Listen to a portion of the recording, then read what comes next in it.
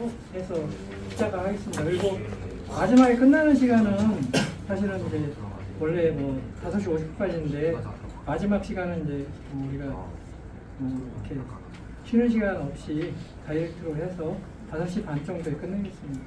그래서 다음 시간에는 또 여러분이 이제 이렇게 그 5시간을 공부를 하셨잖아요. 그래서 뭐 의문이 있거나 그러면 그런 것들을 가지고 오셔서 쉬는 시간에 또 물어보시면은 이렇게 제가 답변을 드리겠습니다. 그리고 혹시라도 이제 더 좀 자세한 내용이 알고 싶다고 그러면은 이제 그런 것도 주시면은 제가 또 이렇게 별도의 또 이제 자료들이 있으니까 그런 부분도 제가 제공을 해드리겠습니다. 그래서 이제 신호기 확인 거리가 있습니다. 신호기 확인 거리도 보면은 과거에는 우리가 이제 지금 도로 교통 신호등도 다 LED로 돼 있어요. 그래서 굉장히 이제 보면은 날씨가 밝거나 아니면 날씨가 흐리거나 다 먼 거리에서 볼 수가 있어요. 그죠?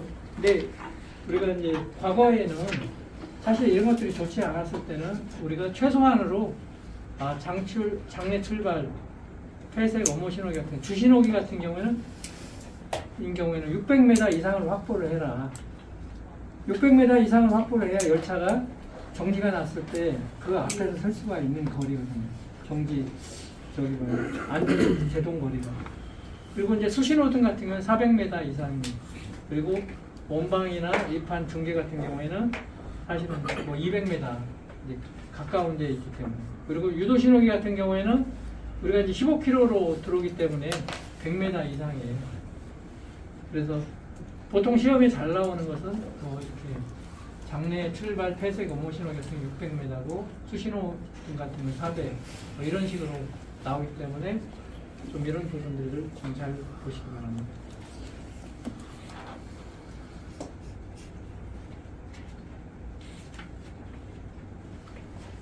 그래서 뭐 아까 전 시간에 신호기에 이제 현시 뭐 이렇게 나왔는데 여기서도 보시면은 열차가 이렇게 이렇게 잘라진 게 이제 궤도예요. 궤도 회로가 있습니다. 그래서 궤도 회로는 아마 이 뒤쪽에 가면 이제 궤도 회로가 나올 건데 열차하고 이제 열차 사이를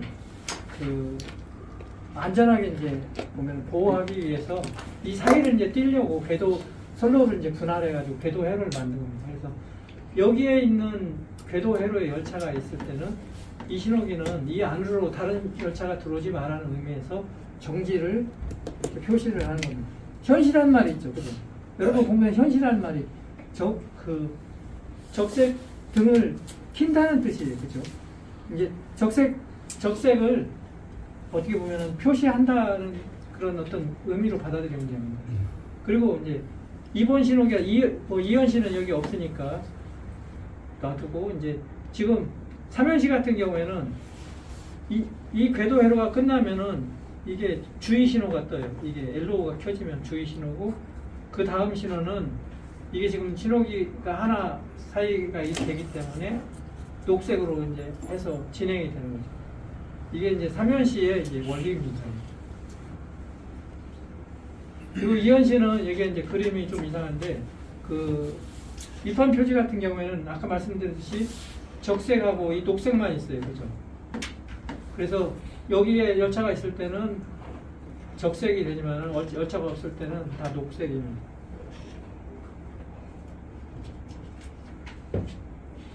그리고 4현시 같은 경우에는 아까 수도권 전철 구간이라든가 지하 구간에는 이제 우리가 4현시를 사용하는데 R0, R1이 있어요. 이런 것도 있고 그 다음에 또 우리 주의 신호, 그 다음에 감속 신호, 그 다음에 진행 신호가 있습니다. 그래서 열차가 있을 때는 항상 들어오지 마라를 의미해서 적색이 켜지고 그 다음 신호기는 예를 들어서 15km 이내로 들어와도 좋다. 그래서 이 R1 신호가 뜹니다. 그리고 또 Y 같은 경우에는 45km.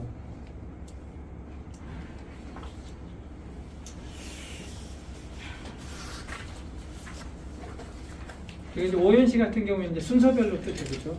여기 열차가 섰을 때는 적색, 그 다음 신호기는 우리가 그 황색이 2개 켜집니다. 이게 이제 YY라고 해서 그 25km짜리가 뜨는 거죠. 그 다음에 이제 Y 신호 같은 경우에는 이제 우리 65km가 뜨죠. 그리고 YG 그 다음 신호는 105km가 뜨고 진행 때는 이제 저기 뭐야 우리 그 제한 최고 속도로 가라는 뜻입니다. 뭐 예를 들어서 KTX 같은 경우에는 정지도 있고 제로가 있고 그 다음에 170, 230, 270, 300 이렇게 이제 단계별로 켜집니다. 제가 아까 그 차내 신호하고 지상 신호하고 말씀드렸죠, 그죠? 맨 첫 시간 초입에 지금. 그래서 여기까지 신호기가 있는 거, 지상에서 신호기가 있는 것은 지상 신호예요, 그죠? 그리고 그 지상 신호가 없는 것은 고속선 같은 경우에라든가 지하철 구간, 특정 지하철 구간에는 차 내 신호가 있습니다. 차 내에 있는 신호라는 뜻이죠.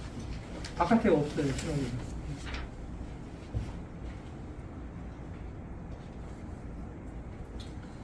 그리고 그 앞에서 또 이제 전 시간에 말씀드렸다시피 유도 신호기 같은 경우 있죠.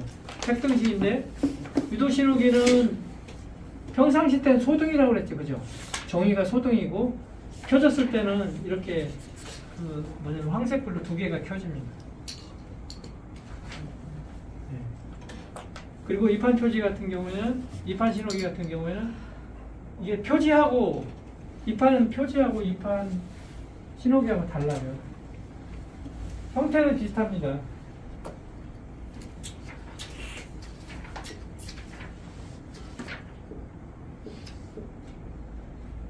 이렇게 켜져 있는 게 사실은 뭐 적색하고 녹색이 있는 게 이게 이제 이판 표지예요. 여기는 역 군에만 있습니다. 그리고 여기에 이제 무유도 식별등이 하나 있어요. 이게 켜지면은 신호기예요, 신호기. 이판 신호기.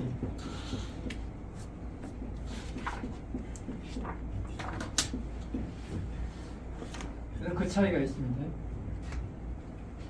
여기 이제 이판 신호기는 이 밑에 이것도 식별등이에요. 이 뭐 위에다 달 수도 있고 아래에다 달 수 있는데 이게 이제 이판 신호기고, 그리고 이제 중계 신호기 같은 경우에는 제가 아까 말씀드렸다시피 뭐 이렇게 수평으로도 저기 3개 등이 켜지고 또 수직으로도 켜지고 이렇게 45도로 켜집니다.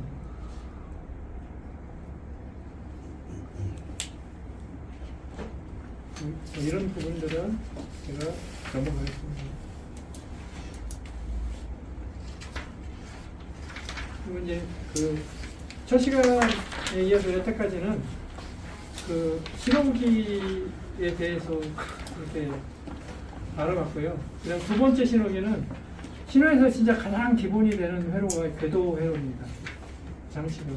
궤도 회로를 통해서 우리가 그 신호 현실을 또 하게 되고 또 각종 안전 그런 부분들을 확보하는 게 이제 궤도 회로예요.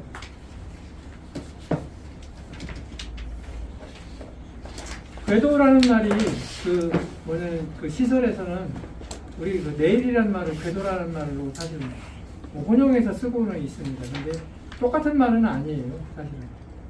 내일은 그냥 어떻게 보면 열차가 운행하는 그 뭐냐면 쇠로 된 걸 내일을 하고, 궤도는 뭐 노반이라든가 신목이라든가 그런 것들 전체를 그 이렇게 총괄해서 부르는 이름이 궤도예요.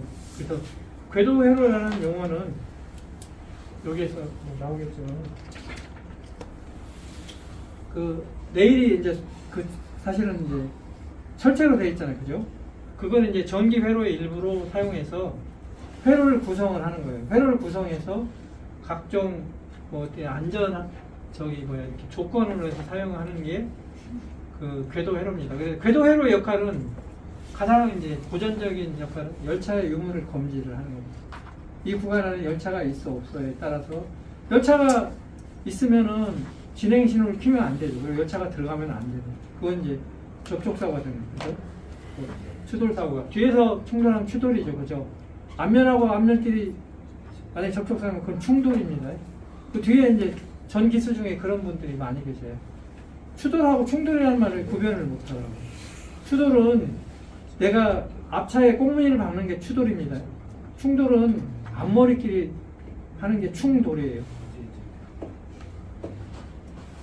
이제 과거에는 사실 열차의 유무만을 검지하기 위한 게 궤도회로의 역할이었다면, 지금 이제 차내 신호로 가면은 그 지금 이제 지상 신호의 조건을 궤도회로를 이용해서 전송을 합니다. 차상으로 전송을 하는 부분들이. 그래서 과거에는 이렇게 열차의 유무만을 검지했지만, 현재는 열차의 유무 검지하고 지상 신호의 그 지상 신호를 차상으로 전송하는 두 가지 역할을 하는 게 현재 이제 어떤 궤도 회로의 그 역할이라고 볼 수 있습니다.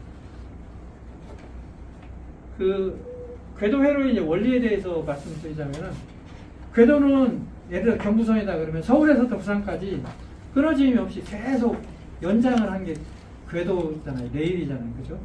근데 거기에서 그 뭐냐면 궤도 회로를 하려면은 중간중간 잘라야 돼요. 물론 이제 레일도 보면은 우리가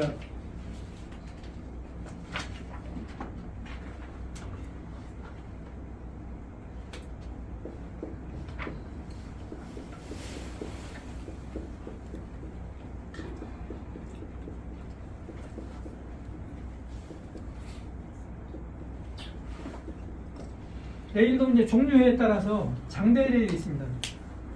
여러분 뭐 혹시 유튜브라든가 그런 거 보시면 아마 나올 거예요.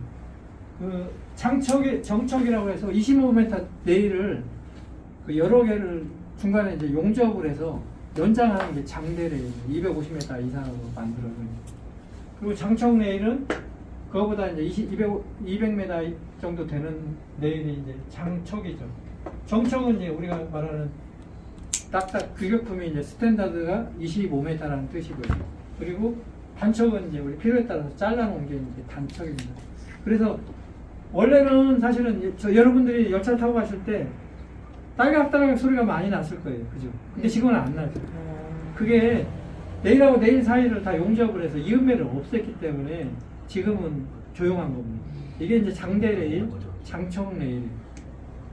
그래서 사실은 이제 장대 레일로 가게 되면은 레일을 자를 수가 없어요. 그래서 이 차상 신호 구간에는 또 이제 뒤에 궤도 회로의 종류가 나오겠지만 AF 궤도 회로로 만들어서 사실 이음매를 그 뭐냐면 절연을 넣지를 않아요. 그리고 사실은 뭐 폐색 구간에도 보면은 그 절연 이음매를 공장에서 출시할 때 그걸 이제 절연을 넣어서 이렇게 레일을 만들기 때문에 그런 어떤 그 중간에 이제 이어진 면들이 많이 없어졌어요. 그래서 이제 궤도 회로는 레일을 적당한 길이로 구분을 잘라놓은 상태에서 레일하고 레일 사이를 잘라서 그 사이에다가 절연을 넣는 겁니다. 그 우리가 이제 화이바라고 그래가지고 그런 걸 넣어서 정기적으로 분리를 시키는 거예요. 우리가 절연이라는 게 뭐냐면은 우리 이제 보면은 집에서 쓰시는 뭐 컴퓨터라든가 전원선이 있죠. 전원선에 피복으로 감아진 거 있죠. 그게 절연이에요. 근데 그건 이제 고무죠, 그죠? 근데 열차가 다니려면 고무로 하면 안 되잖아요, 그죠? 일정한 또 강도가 있어야 되고 또 레일하고 레일이 부딪혔을 때 그 뭐냐면 일정하게 그 뭐냐면 당겨지거나 할 때 또 늘어나지 않고 그런 부분들이 있기 때문에 그 뭐냐면 이렇게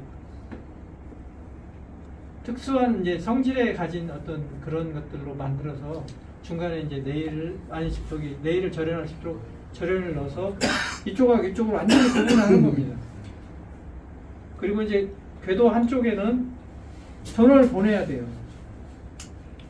전원을 보내야 되고 한쪽에서는 또 그게 이제 기계실로 들어가서 궤도 개전기를 살려야 됩니다. 그래서 여기 이제 중요한 것은 열차는 항상 우리가 이제 특수한 경우를 제외하고서는 착전 측에서 저기 뭐 송전 측으로 가야 돼요. 그래야 뭐냐면 궤도 개전기가 낙하해서 그 열차를 이제 방어를 하는 거죠. 그래서 이제 이런 부분들이 어떤 궤도 회로의 그 원리고 원칙이라고 볼 수 있습니다. 그럼 다음 페이지로 넘어가기 전에 항상 중요한 것은 궤도 회로의 목적은 뭐냐면 열차 유무의 검지입니다. 그죠? 열차가 있냐 없냐를 검지하는 거예요. 이거죠, 그죠? 이게 궤도 회로의 목적이고 궤도 회로의 사명이에요. 그죠? 그리고 여기에 이제 뭐 요즘에 뭐 지상 신호를 찾아가고 전송하는 것은 이것은 지금 현재 상태에서 새롭게 추가된 그런 부분이고, 궤도 회로의 목적이 뭐냐? 그러면 열차의 유무를 검지한다, 무조건. 이렇게 시험 문제에 나오면 이게 답이에요. 그죠? 하나만 나오면 이게 뭐 2가지가 나오고 3가지가 나오면 틀리겠지만은 궤도 회로의 목적은 열차의 유무를 검지하는 거다. 지금 여기 그림에서 보면은 아까 그 송전하고 착전이 있습니다. 송전에는 전원 장치가 있어요. 이 전원을 케이블을 통해서 레일에다가 연결을 하고 레일을 통해서 이쪽에 그 착전 쪽으로 가서 기계실 쪽에 궤도 개전기를 살리는 거예요. 살려서 이게 궤도 회로 개전기가 그 동작을 이제 이렇게 하게 되면은 열차가 없다는 표시입니다. 그래서 신호기가 녹색이 켜지고 이게 열차가 있게 되면은 신호기가 적색이 현시가 돼서 다른 열차를 못 들어오게 해야 돼요. 이제 그런 어떤 원리라고 보시면 됩니다. 그래서 전원을 보내는 데가 있고 작전이라는 건 열차 전원을 받는 데가 있어요. 그죠? 작전. 그러니까 용어 자체가 송전은 전기를 보낸다. 그죠? 작전은 전기가 도착하는 거잖아요. 그죠? 도착해서 이게 기계실로 들어가서 그 궤도 개전기 조건에 따라서 신호기를 제어를 하는 거예요.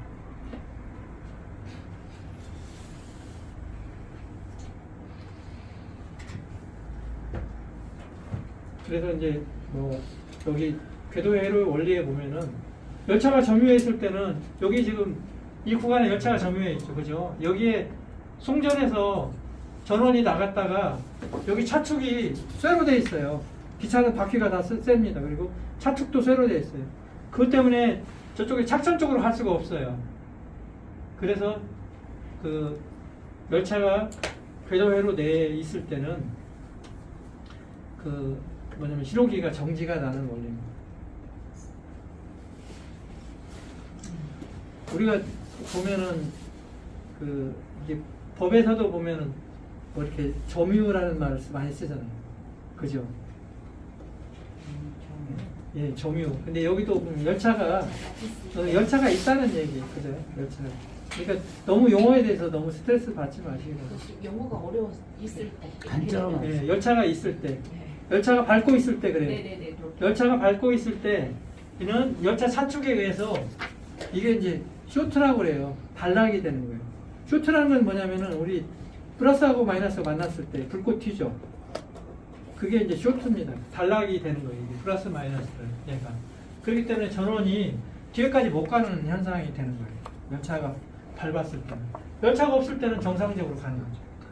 이게 뭐 하나의 어떤 저항이 될 수도 있고. 그래서 동작이라는 말하고 낙하라는 말도 많이 헷갈리시죠? 그죠? 동작이라는 것은 우리가 이제 아까 노말 리버스를 했죠. 정의와 반의. 동작하지 않았을 때가 얘는 정의예요. 노말 포지션이. 궤도 개전기. 그죠? 아니 궤도 개전기가 아니고 우리가 그 지금 이제 뒤쪽에 보면은 그 표절로식하고 계절로 방식이 있어요. 거기에는 이제 개념이 반대인데 이 저기 뭐야 개전기는 어떤 때는 동작하는 게 정의일 수도 있고 동작하지 않는 게 반의일 수도 있는데 개전기는 예를 들어서 우리가 동작 조건이다 그러면 동작이 되었을 때가 정의라는 뜻이고 아니 동작이 되었을 때가 반이라는 뜻이고 예를 들어 평상시 때 반이다 그러면은 동작하지 않는 게 반이에요. 그죠? 여기도 나중에 이제 보면은 그런 게 나올 거예요. 열차가 없을 때는 항상 이 동작해 있어요. 동작해 있는 게 정의죠. 그죠? 근데 열차가 만약에 여기 와서 그 경보를 끊어야 돼요. 그러면 열차가 아마 이제 나중에 이제 뭐 2차 실기를 공부할 때 뭐 말씀드리겠지만 열차가 들어왔을 때는 건널목에 들어왔을 때는 모든 그 경보가 끝나야 돼. 거길 통과했을 때는. 그죠? 공동 차단기가 다 해제가 되고 그 경보 울리는 게 다 이제 해제가 되려면은 반대로 이렇게 구성을 해야 돼요.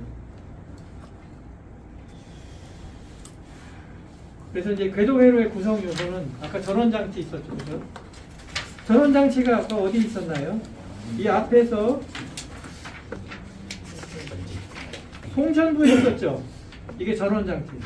전원장치는 여러분이 얘기하는 그 배터리가 될 수도 있고, 그 다음에 이제 우리 그 지금 110V나 220V가 될 수도 있습니다.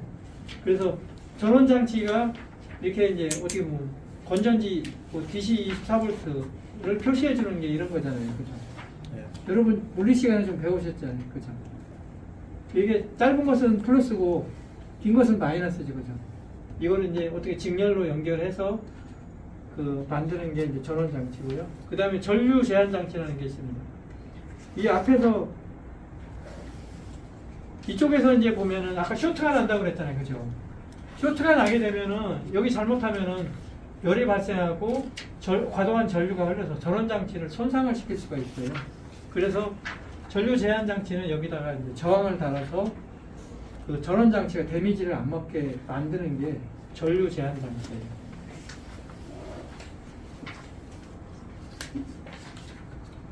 여기 보면은 송전 측에 설치한다고 제가 써놨죠, 그죠? 그 다음에 단락전류 위한 기기 손상 방지와 전압 조정을 하는 역할을 하고 있다.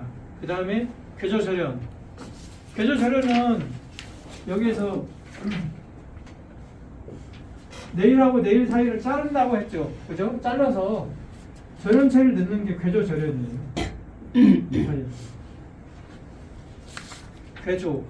궤조절연, 인슐레이터라는 얘기. 그리고 이제 네일 점퍼선. 네일 점퍼선은 이제 원래 이제 그 케이블을 가지고 오면은 여기 이제 네일에다 접속을 하려면 이렇게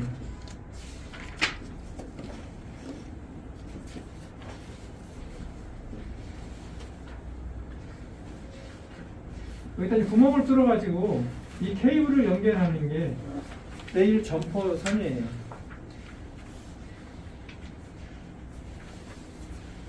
이게 이제 그 전원을 연결하기 위해서 네일하고 접속하는 그 접속선이 네일 점퍼선. 점퍼선이라는 말을 여러분 사용하고 있죠. 그 자동차 충전 방전됐을 때 점퍼선이라고 하시잖아요. 그죠? 네. 그 연결하는 선을 점퍼선이라고 하는 거죠. 그죠? 그 다음에 궤도 교전기. 궤도 교전기는 궤도 회로내 열차의 유무를 검지하는 계전기예요. 아까 그 궤도 회로의 목적이 열차의 유무를 검지를 한다고 했었는데 이 그 전류의 있고 없음을 그 검지해서 동작시키는 게 궤도 계전기예요. 계전기.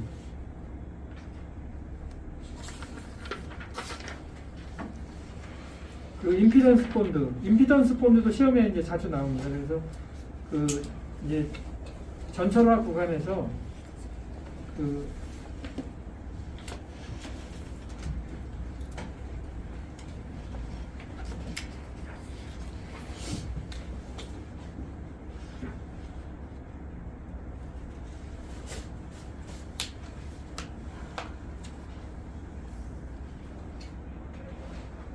전철화 구간에서는 사실은 이제 그 전기차에 이제 25,000V를 가지고 그 열차를 움직여요. 그러면 25,000V의 귀선 전류가 그 레일을 통해서 흐르는데 이게 이제 변전소로 들어가야 돼요.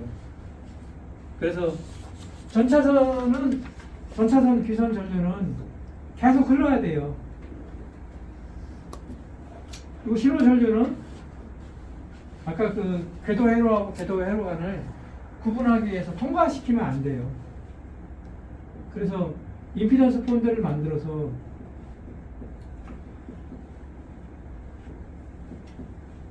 전차선 귀선 전류는 이제 바이패스를 시키고 신호 전류는 이제 차단을 시키는 게 임피던스의 역할입니다. 임피던스 본드의 역할. 이것도 이제 시험 문제에 또 나오는 경우가 있습니다.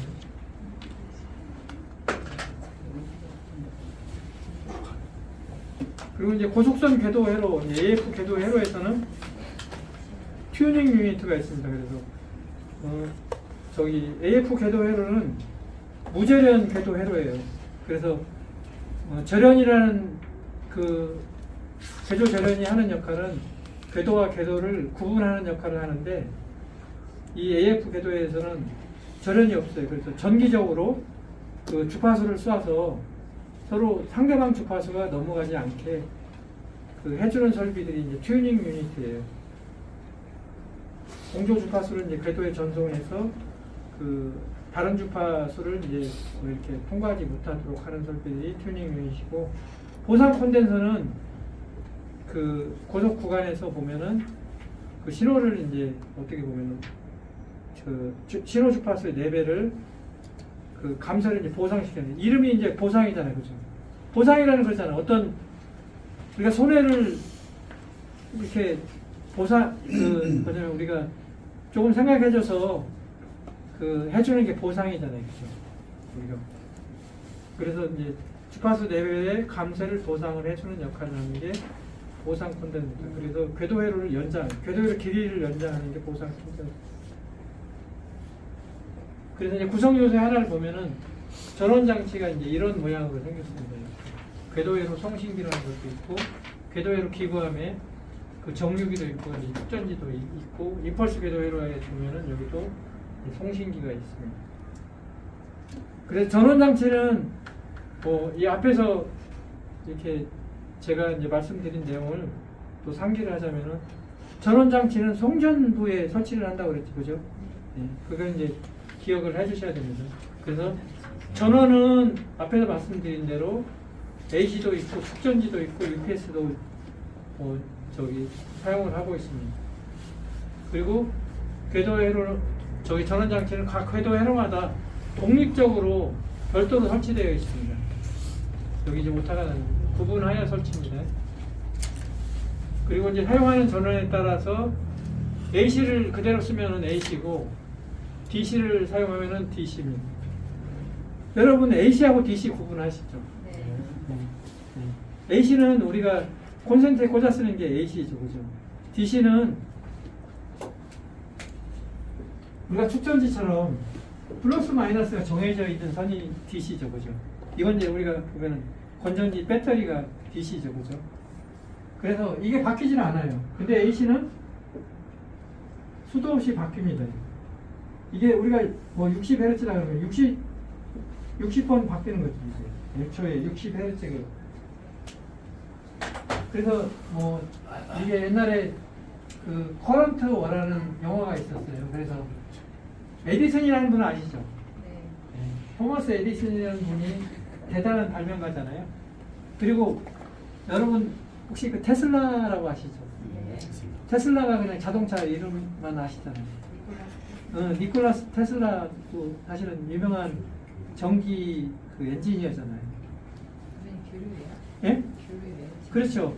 테슬라는 교류를 어쩌면 우리 그 생활화하신 분이고요. 그 다음에 토마스 에디슨은 DC를 어떻게 저기 우리의 전기의 표준으로 하자고 해서 서로 사실은 많이 싸웠죠. 근데 결국은 값싸고 그 어떤 이렇게 인프라를 구축하기 쉬운 게 AC가 이겼어요. 근데 다시 또 DC가 뜨고 있습니다. 지금은 이제 또 그 뭐 한국전력에서 가끔가다 이제 신문에 나오면은 DC 송전망을 건설하자고 합니다. DC는 우리가 예를 들어 태양열에서 DC를 생산하잖아요, 그죠? 그러면 그걸 그냥 바로 송전하면은 다른 뭐 AC로 뭐 이렇게 인버터로 바꿀 필요가 없는 거예요. 근데 지금은 어렵게 지금 바꾸고 있는 거잖아요. 바꾸다 보니까 그 설비들에서 이제 고장도 생기고 추가 비용이 자꾸 생깁니다.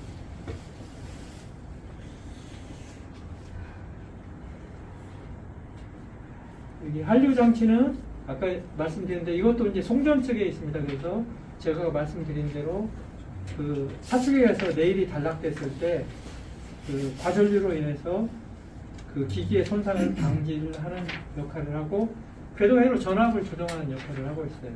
그래서 여기도 이제 보면은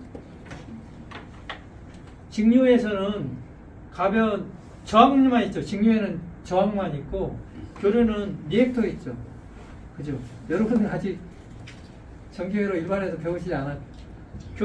직류에서는 저항만 있어요. 저항은 뭐냐면은 그 전기의 흐름을 방해하는 성질이에요. 그죠? 배웠어요? 네. 그죠? 배우셨죠, 이건? 네, 배웠는데 매우 이해를 못해서. 그러니까 이게 어떻게 보면은 그 용어 자체가 있잖아요. 그 레지스탕스라고 있잖아요. 그죠? 그 프랑스에 저기 독일이 이제 침공을 했을 때 그 저항 운동한 게 이제 레지스탕스라고 하잖아요. 그래서 저항이라는 말이 레지스탕스. 네. 그 말하고는 좀 틀리는데 하여튼 송전 측에서 전원을 보냈는데 작전 측에 못 가도록 방해하는 그 방해꾼이 사실 저항이에요. 그래서 이제 뭐 여기서는 이 저항을 이용해서 그 뭐냐면 전류를 이렇게 저쪽에 전원장치 쪽으로 못 가게 하고 그 다음에 착전 쪽에 전압을 이렇게 조정하는 역할을 하고 있습니다. 그래서 직류에는 저항만 사용을 하고 교류에는 리액터라는 녀석을 하나 더 쓰는 거죠.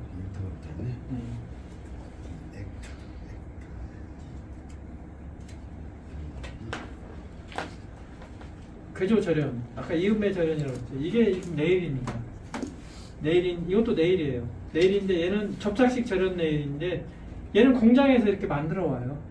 사람이 이렇게 일부러 바꿀 필요는 없고, 그리고 이제 이 부분은 사람이 이제 이렇게 일부러 집어 넣어야 되고 유지보수가 필요한 겁니다. 그래서 이제 이건 절연체가 삽입된 거고 접착식 절연 네일. 그래서 이 접착식 절연 네일은 이제 부연 설명을 하면은 그 신호에서 돈을 내서 그 저기 뭐야 선로 쪽에서 구매를 해서 설치하는 거고 이건 이제 신호 쪽에서 설치도 하고 관리를 하는 그거. 그리고 송착 점퍼선 있죠. 이게 송착 점퍼선이에요. 이 부분. 여기는 점퍼선이죠. 그죠? 이게 케이블로 와가지고 이 케이블을 네일하고 접속을 해야 되니까 여기다 구멍을 뚫고 그 다른 어떤 구리 그걸로 해서 보충을 해서 여기다 이제 견고하게 그 고정을 하는 부분들이 있습니다.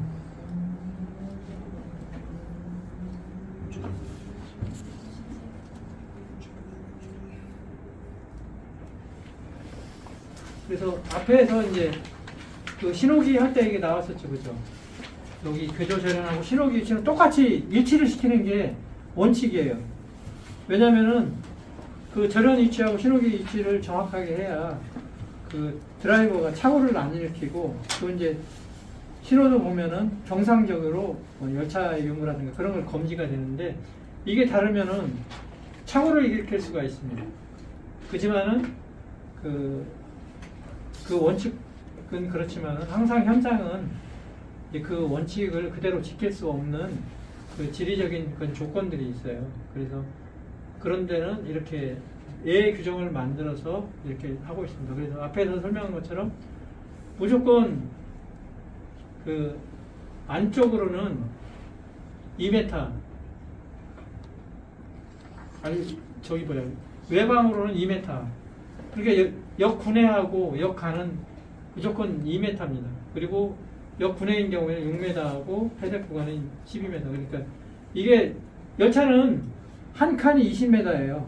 그러니까 이게 20m보다 길어버리면은 열차 그가 잘못하면은 뭐 이렇게 검지 저기 뭐야 그런 부분들이 방어가 안 될 수 있기 때문에 그것보다 작게 하는 거고 이 바깥쪽으로는 나오면 안 되거든요. 열차 뒤에 있는 열차가 이 앞에 못 섰을 경우에는 잘못하면 추돌의 위험이 있기 때문에 2m까지만 허용을 하는 그런 걸로 이해를 하시면 됩니다.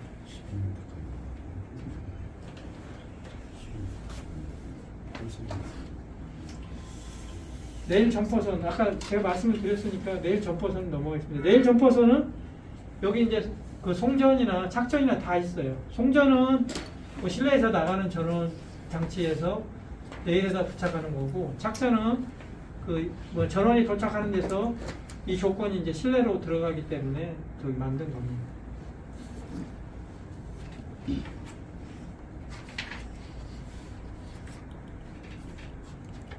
그리고 궤도 계전기라는 건 뭐 이런 식으로 만들어졌습니다. 그래서 내일에 흐르는 전류에 의해서 동작하고 열차 유무를 표시하는 특수 계전기다. 그리고 궤도 계전기의 동작 정보는 이제 열차의 유무를 결정하고 다른 이제 회로에서 제어 조건으로 사용이 돼요. 그래서 뒤에 이제 뭐 우리 그 분기기 같은 경우에도 뭐 철사 세정이라든가 그런데 이제 사용을 하게 되는 게 궤도 회로 계전기 조건입니다. 그 진로 제어, 간격 제어, 열차 방호 등에 사용해서 열차의 안전 운행에 중요한 역할을 합니다. 이게 궤도 회로 그냥 궤도 계전기가 어떻게 보면 궤도 조건을 다 사용하는 거기 때문에 뭐 이런 어떤 말을 사용을 했습니다. 용어 자체는 어떻게 보면 다른 것들은 다 궤도 계전기를 동작시키고 낙하시키기 위한 어떤 그 액세서리라고 보면 돼요. 궤도 계전기가 궤도회로서 가장 중요한 거예요. 그죠?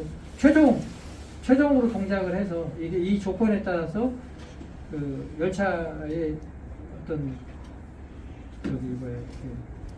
안전을 보장을 하기 때문에 어떻게 보면 궤도 계전기가 궤도 회로 중에서는 가장 중요한 어떤 부품이라고 보시면 됩니다. 물론 전원 장치도 중요하지 않다는 건 아니겠지만은 궤도 계전기가 어떤 최종 이게 동작을 함으로써 모든 게 이루어지기 때문에 그런 말씀을 드렸습니다. 그래서 이건 이제 뭐 직류용이라든가 교류용이라든가 임펄스용이 각각 다 달라요. 궤도 계전기의 그 유형이 다릅니다. 그 임피던스 본드 또 아까 뭐 전철 구간에서 그 전차선 귀선 전류는 통과시키고 신호 전류는 차단한다는 말씀을 드렸죠, 그죠? 네. 그래서 이렇게 선로변에다 이렇게 설치를 하고 있습니다. 그래서 고전화 임펄스 궤도회로, AF 궤도회로, ATC AF, 고속 AF 궤도에 사용을 합니다. 여기에 이제 보면은 가운데 보면은 AF라는 말이 다 들어가 있죠. 여기에 다 사용을 하고 부합 임펄스 궤도회로에다만 사용을 합니다. 여기 뭐 우리가 그 뒤에 나오는 뭐 DC나 바이어스 궤도회로는 사용을 안 합니다. 그 튜닝 유닛이라고 이제 있는데 이건 이제 그 AF 궤도회로 여기 이제 AF 궤도, ATC, 고속 AF 궤도를 사용을 하는데 이건 이제 자기 궤도회로 주파수를 레일에 이제 전송하는 역할을 하는데 이게 이제 전기적 절연을 만들어주는 설비예요. 튜닝 유닛.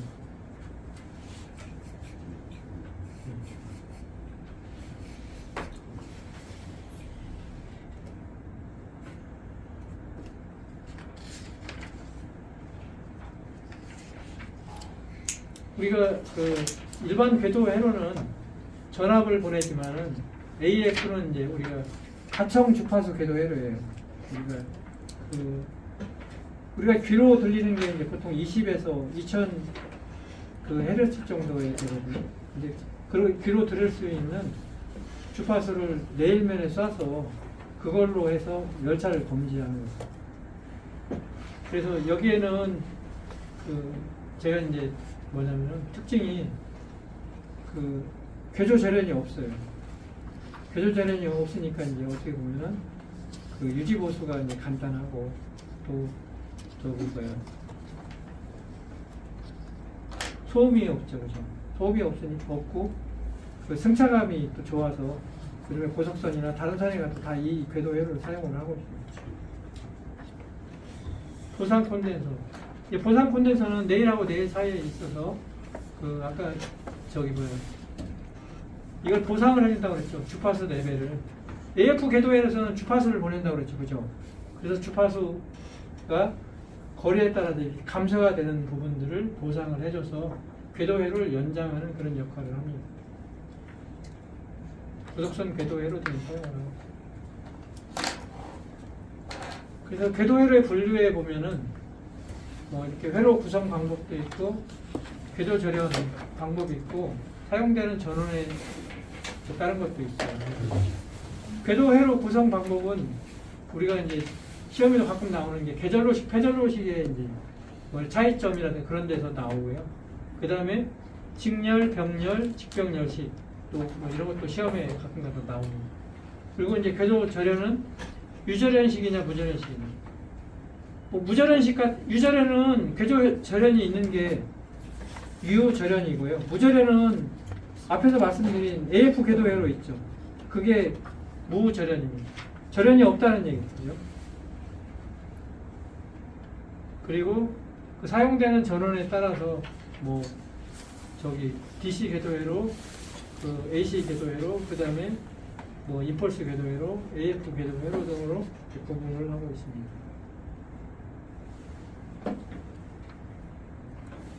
그리고 이제 또 시험 문제에 자주 나오는 게 있습니다. 계절로식하고 폐절로식.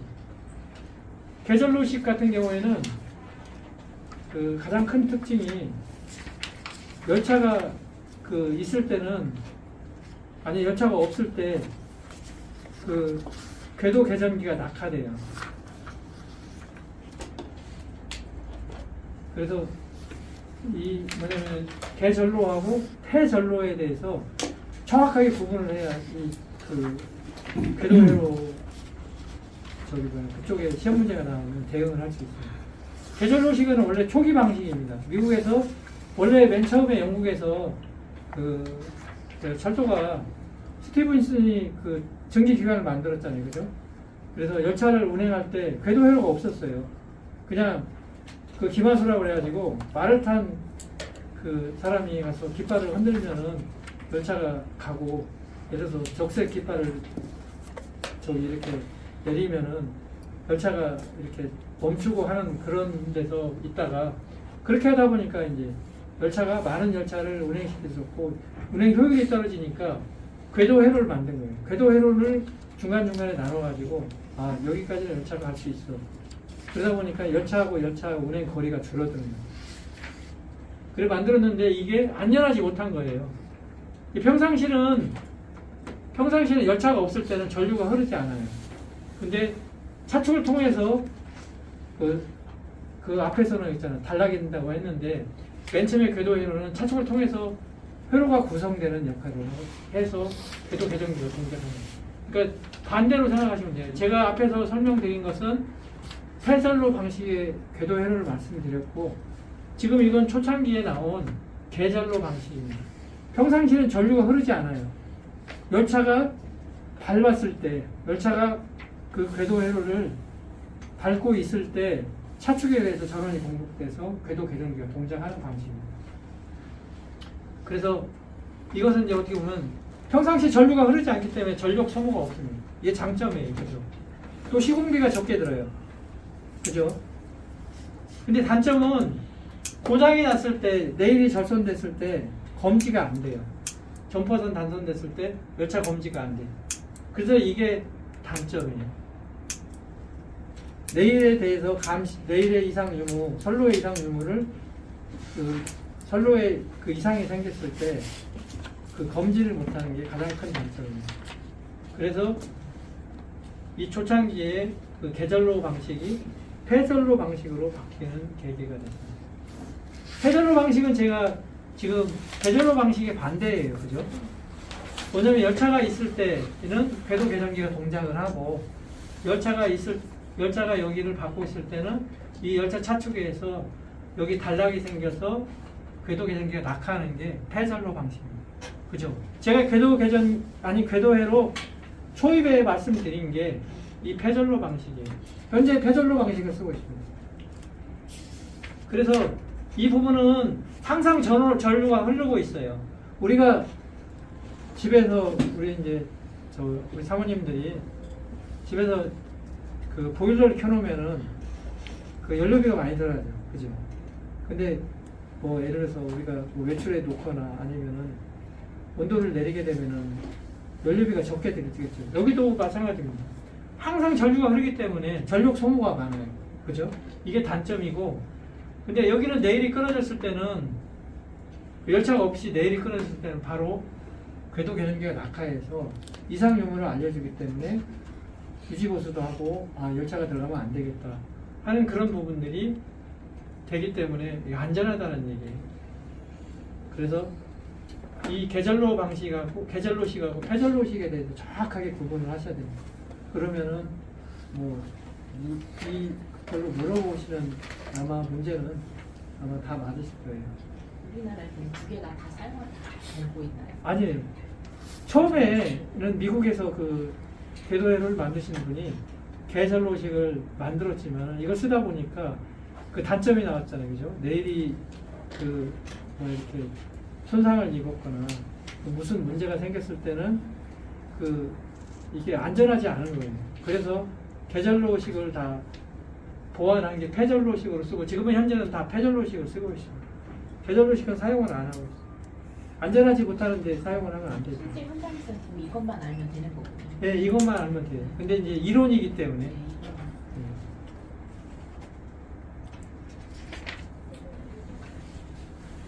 그리고 이제 계절로식하고 패절로식 말씀드렸고 이제는 이제 직류하고 그 교류에 대해서 말씀드릴게요. 직류는 우리가 지금 쓰고 있는 것은 교류잖아요, 그죠?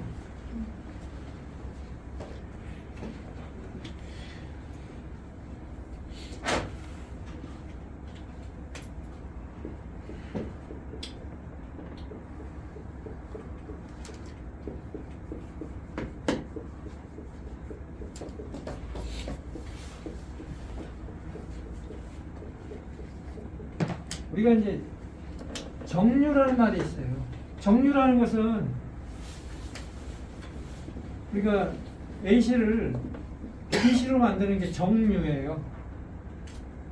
그리고 축전지는 사실은 뭐 어떻게 보면 정류기에 의해서 축전지로 해서 충전을 해주는 게 축전지죠. 그죠? 배터리는 게 이제 축전지입니다. 그지? 전기를 저축해주는 설비가 축전지죠. 그죠? 그 다음에 인버터라는 게 있어요. 인버터는 그 AC를 이렇게 DC로 만들었다가 또 인버터는 우리가 이제 태양열 같은 데 많이 사용을 하는데 태양열은 우리 이제 DC잖아요. 그죠? DC를 그 뭐냐면은 우리 이제 그 축전지에다가 충전도 하지만은 다시 한전을 보낼 때는 AC로 만들어야 돼요. 그래서 인버터는 반대로 DC를 AC로 만들어 주는 게 인버터예요. 그래서 여기 직류 궤도 회로에서는 정류기가 있습니다. 여기 정류. AC를 DC로 만들어서 그 저쪽에 내일 쪽에 전원을 공급해주는 장치가 있고 이게 이제 정전이 됐을 때 보상해주는 설비가 축전지고요. 그렇게 이해를 하시면 됩니다. 그리고 이것은 이제 예전에 보면은 그 우리가 충분하게 AC가 공급이 안 될 때 이렇게 만들다 보니까 뭐 이렇게 좀 문제점이 많았습니다. 그래서 이 부분은 현재는 많이 사용하지 않고 있습니다. 교류 궤도 회로. 교류 궤도 회로는 지금 현재 제일 많이 쓰는 게 교류 궤도 회로죠. 이게 뭐 이렇게 뭐 수도권 전철 구간이라든가 지하철 같은데 또 사용을 많이 하고 있습니다. 그리고 여기 이제 교류 궤도 회로에서는 우리가 전차선의 전원 주파수 우리가 이제 쓰는 것은 60Hz죠. 대한민국은 60Hz예요, 그죠? 유럽은 50Hz 쓰고 있고요. 그 다음에 일본은 지역에 따라서 50Hz, 60Hz 각각 사용을 합니다. 일본은 또 110V를 지금도 사용하고 있죠. 그 표준화를 안 시켜가지고. 근데 우리는 과거에 110V에서 220으로 다 승합을 했죠. 그죠? 그리고 60Hz만 해서 사용을 하기 때문에 그 당시에는 이제 뭐 이렇게 국가적으로 이제 큰 돈을 들여서 했지만 지금으로 봤을 때는 굉장히 이제 신의 한 수가 되죠. 왜냐면은 단일 품목만 생산하니까 좋은 거죠. 전원장치가. 예를 들어서 일본은 뭐 100V, 110V, 220V를 지역마다 틀리기 때문에 항상 두 가지 종류를 만들어야 돼요. 근데 우리는 그냥 220V 하나만 만들는 거예요.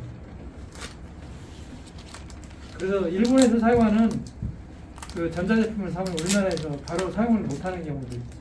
110V.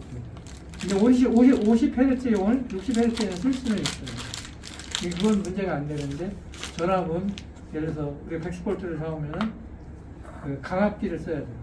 강압이라는 말이 뭐냐면은 전압을 낮추는 게 강압이고 승합은 전압을 높이는 거예요. 그렇죠? 그래서 이 전차선 전원 주파수하고 동일한 주파수는 사용할 수 없다. 뭐 이런 것도 이제 시험에 가끔가다 한 번씩 나오면서.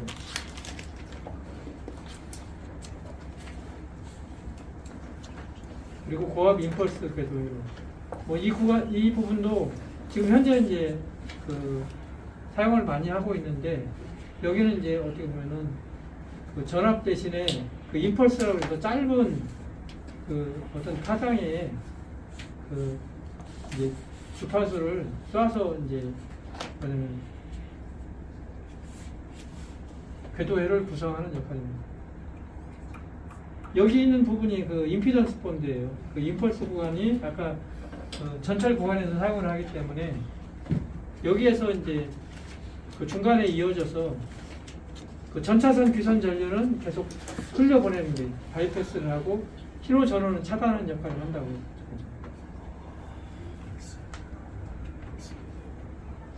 그래서 이 부분에 대해서는 조금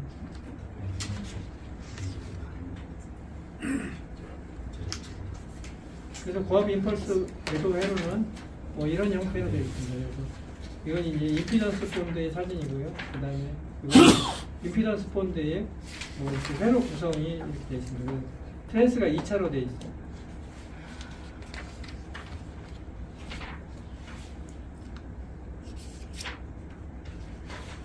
이건 이제 어떻게 보면 임펄스 상용인데요. 이걸 그냥 해서 넘어가겠습니다. 이건 이제 AF 궤도회로. AF 궤도회는 이제 가청 주파수 궤도회로예요. 가청 주파수는 아까 뭐 16에서 2반인데 이런 부분들의 주파수를 사용해서 무절연 궤도회로를 만드는 데 사용을 합니다. 그리고 여기는 이제 그 궤도회로의 이제 역할이 그 뭐냐면 열차를 검지하는 역할을 한다고 그랬잖아요. 그죠? 거기다 이제 부가적으로 그 지상신호를 차상으로 전송하는 역할을 할 수 있는 게 AF 궤도회로입니다.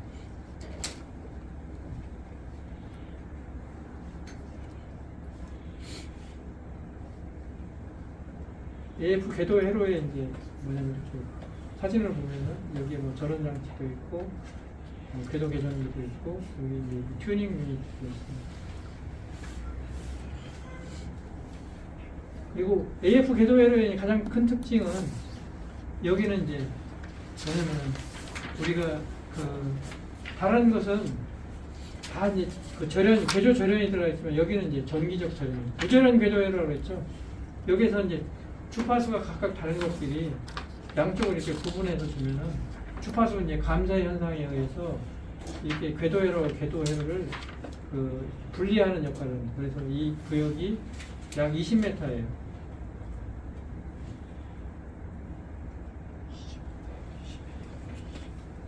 (20m라는) 단위를 제가 조금 전에 전 시간에 말씀드린 거예요. 열차 이렇게 한 양의 길이가 20m예요. 20m를 초과를 하면 안 돼요. 왜냐면 열차 한 양이 이 속에 들어가면은 검지가 안 되는 경우가 생겨요.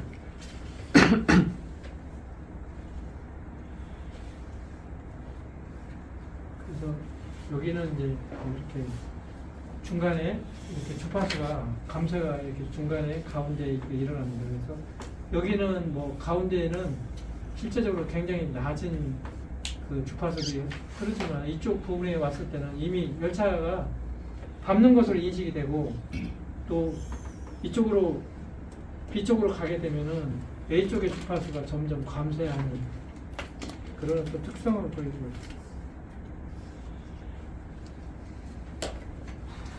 그리고 이제 신호기에 대해서 우리가 했고요. 그 다음에 그 궤도회로까지 마쳤습니다. 그래서 이제